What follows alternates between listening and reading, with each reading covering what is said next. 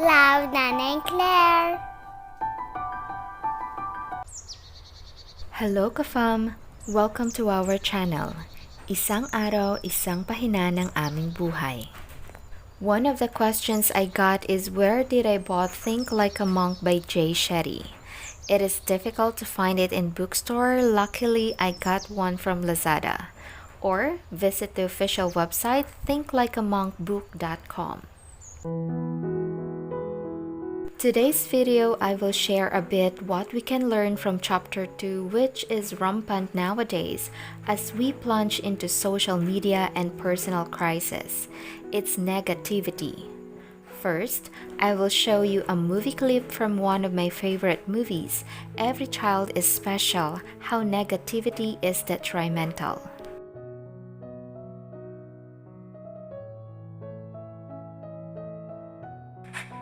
Mister Awasthi,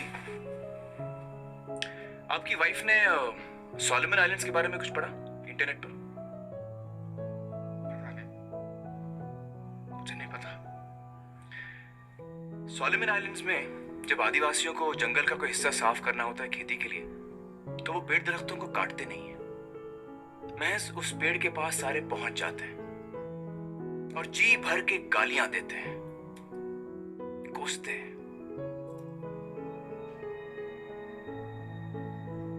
देखते ही देखते कुछ ही दिनों में पेड़ मुरझा जाता है, अपने आप ही मर जाता है।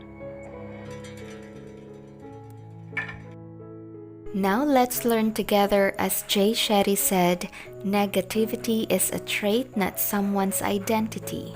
Because bad things happen and negativity is everywhere.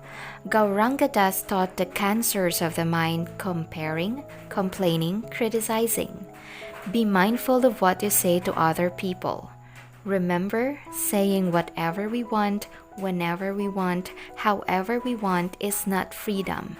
Real freedom is not feeling the need to say these things, because when you don't say something carelessly, you are free of negativity that you might pass to other people.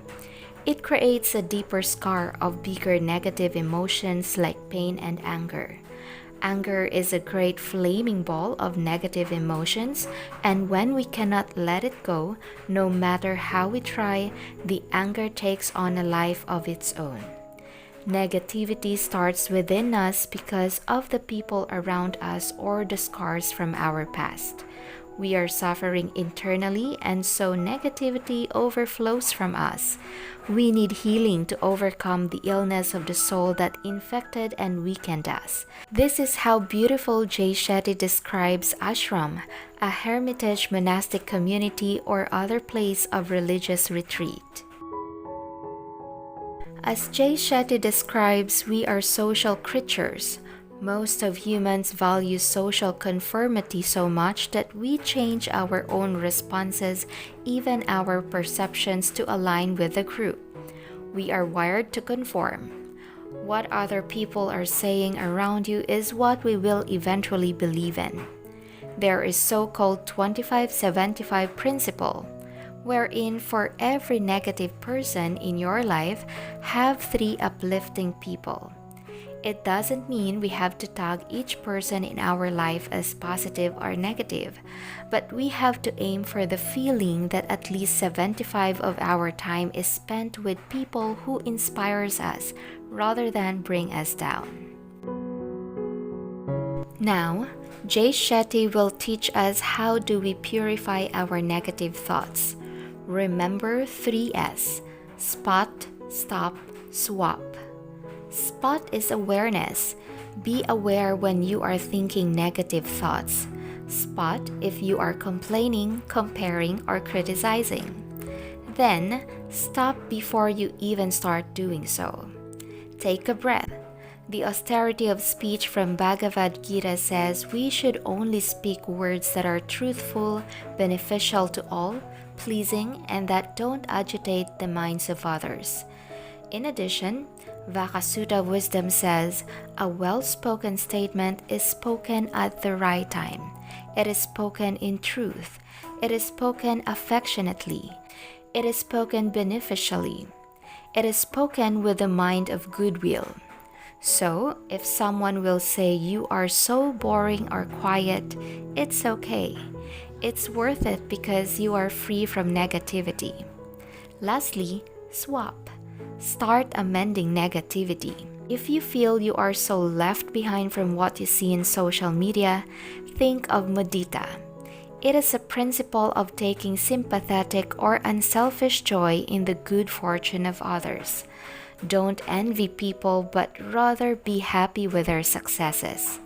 Seeing your friend just ate a chef-made dish? Go grab an egg from your kitchen and cook your best ever version.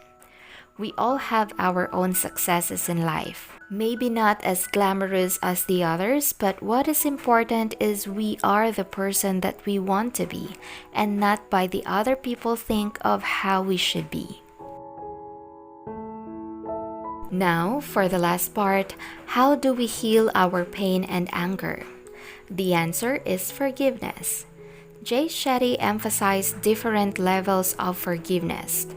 First is zero forgiveness. It is like, I am not going to forgive that person no matter what. That is not a good one. Second is the conditional forgiveness. It is like, if they apologize, then I'll apologize. If they promise never to do it again, I'll forgive them. This is still not our goal. Third is transformational forgiveness. It is finding strength and calmness to forgive without expecting an apology or anything else. Fourth is the unconditional forgiveness. It is like, no matter what did the person do or whatever the person will do, you already forgive them. Well, Jay Shetty recommends aiming for transformational forgiveness. This makes a lot of sense because whatever pain and anger from the past is the result of our transformation. Because we are not the same person the way we were before, and we progress through time. When we start to forgive ourselves, we begin to accept our own imperfections and mistakes, which leads us to emotional healing, the one that we want. One exercise Jay Shetty suggests is to ask and receive forgiveness. Step 1. List all the ways you think the other person did you wrong. Start your sentences with, I forgive you. Step 2. Acknowledge your own shortcomings. Start your sentences with, please forgive me for. Step 3.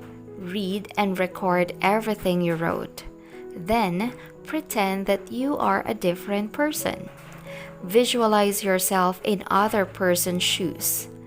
Then, play back your recording. The beauty of this exercise is that we are helping ourselves squeeze and diffuse the pain and anger of the person who is speaking in the recording. It's like we are accepting forgiveness and at the same time forgiving the person we are listening to. Try this exercise and I hope it will help you. Remember, the more we are less fixate on everyone else, the more time we have to focus on ourselves. Go aim for transformation. Love, Nanay and Claire.